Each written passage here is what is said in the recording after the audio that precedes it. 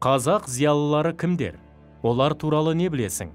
Алаш зиялыларына жеке-жеке тоқталып өтейік. Алаш зиялылары қазақтардың ұлттық мүдделерін қорғап, қазақ тілі мен мәдениетін қайта түлетуді мақсат етті.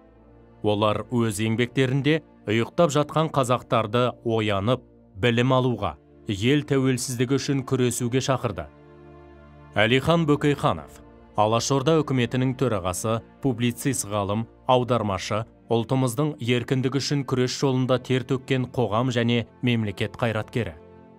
Ахмет Байтұрсынұлы, ұлт-азаттық қозғалыс жетекшісі, мемлекет қайраткері, ақын, публицист, қазақ тіл білімі мен әдебиеттану ғылымдарының негізін салушы, ұлттық жазудың реформаторы, ағартушы. Жақып Ақбаев, ұлт-азаттық қозғалыс жетекшілерінің бірі, қоғам қайраткері, қазақ халқынан шыққан тұңғыш құқық магистрі. Міржақып Дулатұлы, Алаш қозғалысының қайраткері, 20 ғасырдың бас кезіндегі қазақ мәдениеті мен әдебиетінің ірі өкілі, ақын, драматург. 1916 жылы бірінші дүниежүзілік соғыс зардабын тартып, босқынға айналған елге көмектесу мақсатында Семейде қазақ тарихындағы ең алғашқы жанар жәрдем қорын ұйымдастырған. 1921-1922 жылдардағы ашаршылық кезінде Міржақып Дулатұлы мен Жүсіпбек Аймауытов бірнеше айда 15.000 бас ірі қара жиып, ашыққан елге үлестірген. Мағжан Жұмабаев, Алаш қозғалысының қайраткері, ақын, қазақ әдебиетінің жарық жұлдызы. Мұстафа Шоқай, көрнекті қоғам және мемлекет қайраткері, Түркістан автономиясының жетекшісі, орыс, неміс, ағылшын, француз, түрік, өзбек тілдерін білген.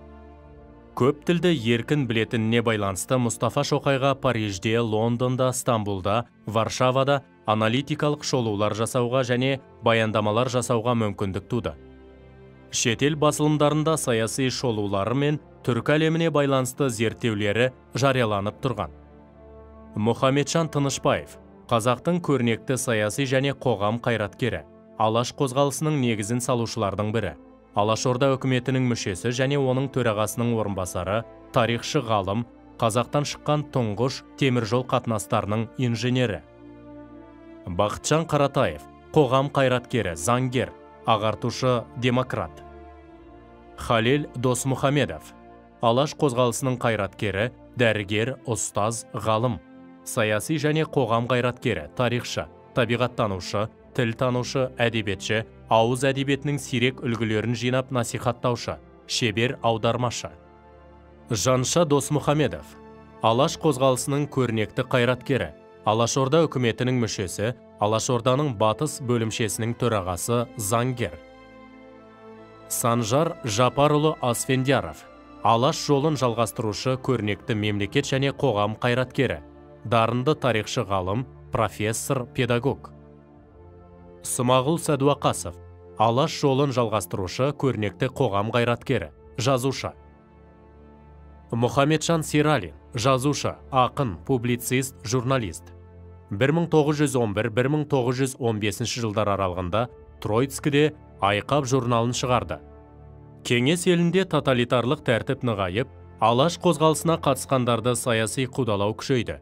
Нәтижесінде қазақ зиялылары ұлттық мәдениеттің алдыңғы қатар өкілдері біртіндеп жойылды.